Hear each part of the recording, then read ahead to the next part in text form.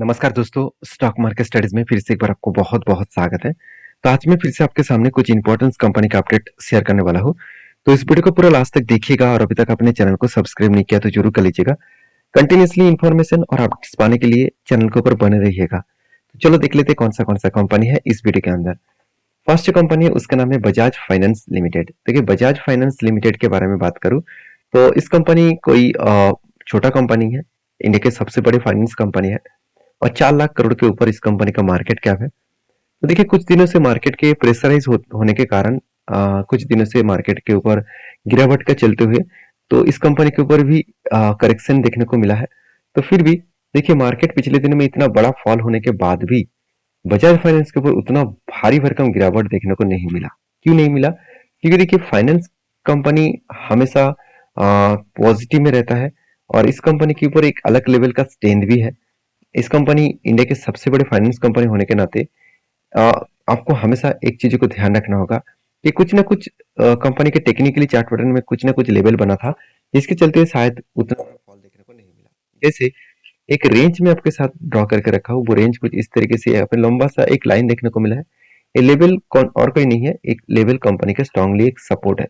और देखिए वही सपोर्ट लेवल को यहाँ पे क्या किया, यहाँ पे रिटेस्ट किया और इसी लेवल में कंपनी वेट कर रहा है। मतलब यहाँ पे जो दो सपोर्ट लेवल इसको रिटेस्ट कराया, इस लेवल बहुत स्ट्रांग है। इस लेवल को ब्रेक करने के लिए कंपनी को बहुत ज्यादा कोशिश करना पड़ेगा। अगर इस लेवल तक ब्रेकआउट हो जाए तो बड़ा सा एक फॉल देखने को मिल जाएगा। और वो फॉल कहाँ तक हो सकते हैं? अगर उस फॉल के लेवल को मैं मार्किंग करूँ तो अराउंड 5540 रुपीज के आसपास देखने को मिल सकता है। तो आज कितना चल रहा है? 6456 लेवल तक चल रहा है। तो देखिए मार्केट के बदलते हुए सिचुएशन में कंपनी के ऊपर करेक्शन भी हो सकता है, क्योंकि लगातार जिस तरीके से निफ्टी सेंसेक्स के ऊपर एक प्रेशराइज बनता हुआ देखने को मिले हाई लेवल में, तो वहां पे तो करेक्शन होगा ही। और बजाज फाइनेंस एक फाइनेंस इंडस्ट्रीज है तो इसके ऊपर भी गिरावट होने का चांसेस तो बढ़ेगा।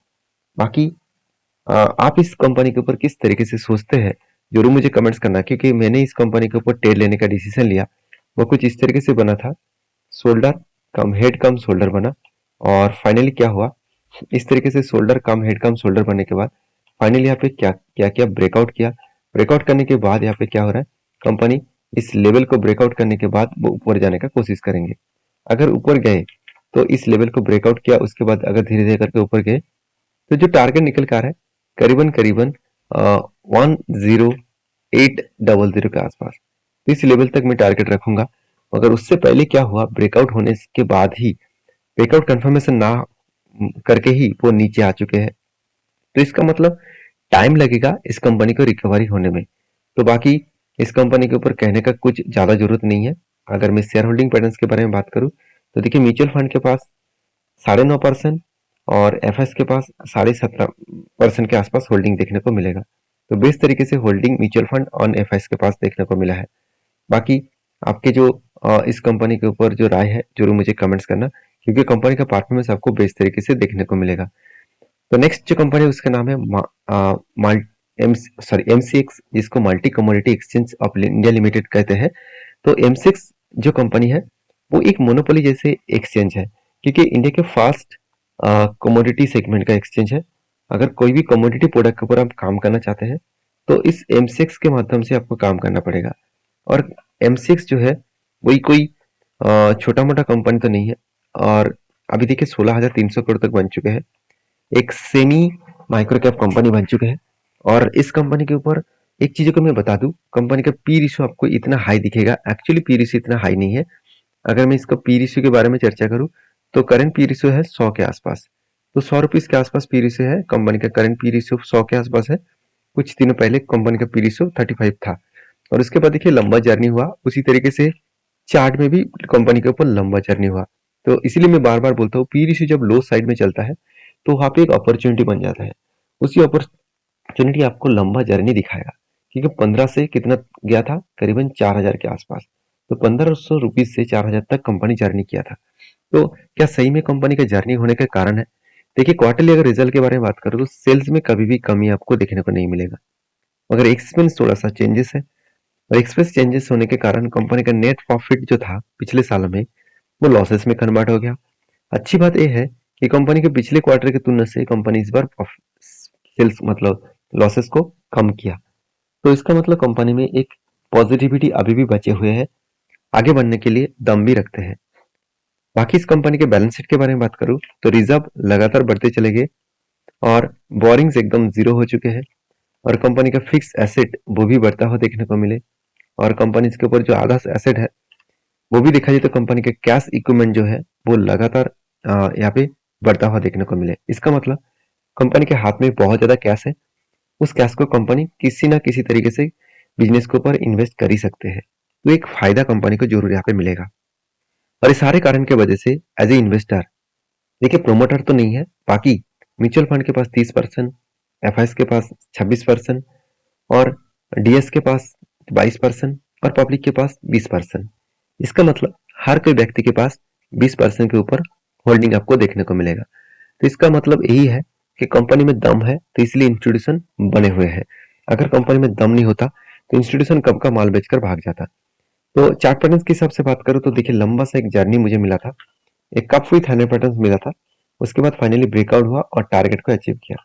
और टारगेट अचीव होने के बाद मैंने आपको ये भी बताया कि एक फिर से मैंने एक एंटी ले चुका था, यहाँ पे कुछ इस तरीके से रेंज बना था और इस रेंज के बेसिस में मैंने 1:3 रेशियो का टारगेट लेने के लिए कोशिश किया, मगर मुझे नहीं लग रहा वो आसानी से वो टारगेट मिलेगा क्योंकि ब्रेकआउट भी हुआ था और ब्रेकआउट होने के बाद रिटेस्ट किया, फिर से ब्रेकआउट हुआ, ऊपर नहीं जा पाए, नीचे आ रहा है और मार्केट में करेक्शन मोमेंटम जब होगा तब इस कंपनी के ऊपर फॉल जरूर दिखेगा।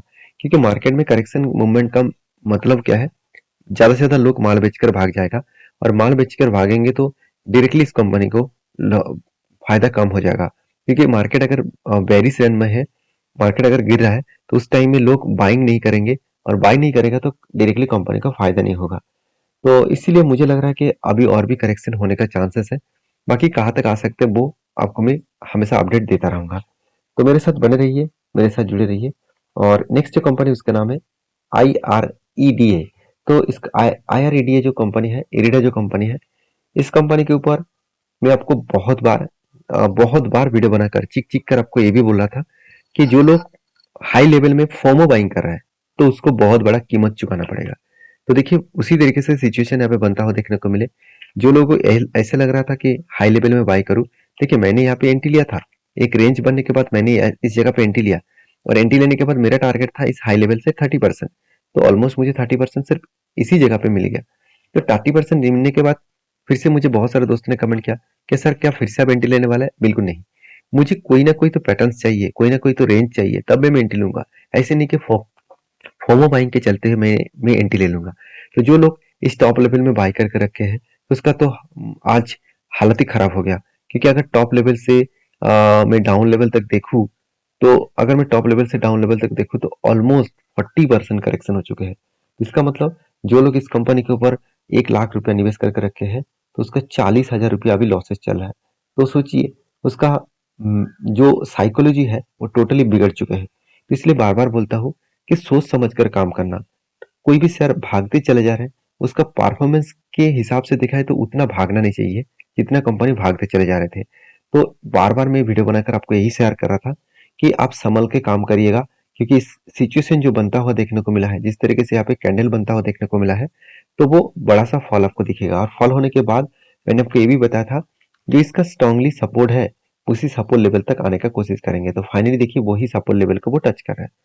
तो इस सारी चीज़ों को आपको तब समझ में आएगा जब मार्केट के ऊपर थोड़ा-सा आप टाइम देंगे। तो सारी चीज़ों को आप तब आपको समझ में आएगा जब मार्केट के ऊपर आप रिसर्च करेंगे, सारी चीज़ों को आप खुद देखेंगे। ऐसे नहीं कि दूसरे किसी ने बता दिया, चलो बाय कर लिया और शांति से बैठा हुआ हूँ, तो इसमें आपको लॉसेस ही होगा, प्रॉफिट होने का चांसेस बहुत कम होगा। तो टिप्स लेकर काम मत करिए और मेरी तरफ से कोई भी आपको बाय सेल का रिकमेंडेशन और टिप्स कभी भी नहीं मिलेगा। ये मैं हमेशा हर चीज़ों को आपको सिखाने के लिए, समझाने के लिए वीडियो बनाता हूँ। तो अगर सीखना चाहते हैं, समझना चाहते हैं तो मेरे साथ जुड़े रहिए और चैनल को जरूर सब्सक्राइब करके रखिए। और हाँ, इस कंपनी के ऊपर बहुत सारे दोस्तों ने मुझे कमेंट किया, सर प्रोमोटर के पास तो 75% होल्डिंग है, तो उनमें से 100% यहाँ पे जो लॉक दिखा रहा है, लॉक्ड एज प्रोमोटर शेयर 100%, इसका मतलब क्या है?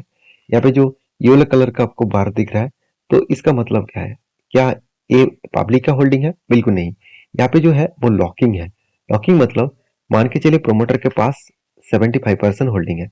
इस 75% का जो होल्डिंग्स है, जब मार्केट में लिस्टिंग होगा, पहले क्या होता था, इस तरीके से सेबी ने कोई रूल्स नहीं लेके आ रहे थे, तो इसलिए क्या किया, जब मार्केट में लिस्टिंग हो जाते थे, तब प्रोमोटर क्या करता था, उसका खुद का माल बेचकर भाग जाते थे।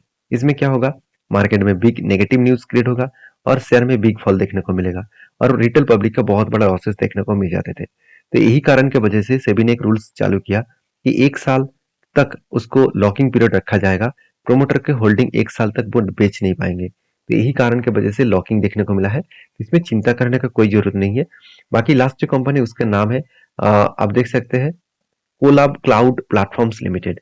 तो ये जो कंपनी है, इस कंपनी के ऊपर अगर मैं क्वार्टर रिजल्ट दिखा दूं, तो कंपनी 0 करोड़ से कंपनी 1 करोड़ तक कंपनी इस बार सेल्स को इंक्रीज किया और जो कंपनी 1-2 लाख का प्रॉफिट कर रहा था, वो 88 लैक्स का प्रॉफिट किया। तो ये बात मैं आपको क्यों बता रहा हूँ, क्योंकि बहुत सारे लोग मुझे कमेंट्स किया कि सर, क्या जिसमें बोनस स्प्लिट का अनाउंसमेंट आ रहा है, क्या उसके ऊपर बाय कर लूं? बिल्कुल नहीं। मैं आपको इसीलिए दिखा रहा हूँ क्योंकि इतने छोटे कंपनी, इतने रिक्सी कंपनी के ऊपर आप बोनस के चलते हुए, स्प्लिट के चलते खुद के पैसा फंसा देंगे, तो ये बुरी तरीके से आप फंसने वाले हैं। क्योंकि यहाँ पे 19 तारीख को आपको एक के बदले एक शेयर मिलेगा। इसको देखकर खुश मत हो जाना कि चलो मेरे पास 100 शेयर है, मुझे दो और 100 मिल जाएगा तो 200 शेयर हो जाएगा। इसको देखकर खुश मत हो जाना, आप बुरी तरीके से फंस भी सकते हैं क्योंकि कंपनी का परफॉर्मेंस बहुत रिक्सी जोन में है। क्योंकि अगर इसका टेंडर मिलना बंद हो जाएगा, इसका प्रोजेक्ट मिलना कम हो जाएगा, तो कंपनी बुरी तरीके से फंस सकता है। बाकी आपके क्या ओपिनियन है, जरूर मुझे कमेंट्स करना, क्योंकि हर किसी का अलग अलग ओपिनियन होता है। मेरे ओपिनियन आपके साथ शेयर कर चुका हूँ। आप किस तरीके से डिसीजन ले रहे हैं, वो भी मुझे कमेंट्स कर सकते हैं। वीडियो में अगर जानकारी अच्छा मिले तो प्लीज लाइक करना। मिलते हैं नेक्स्ट वीडियो में, तब तक के लिए धन्यवाद।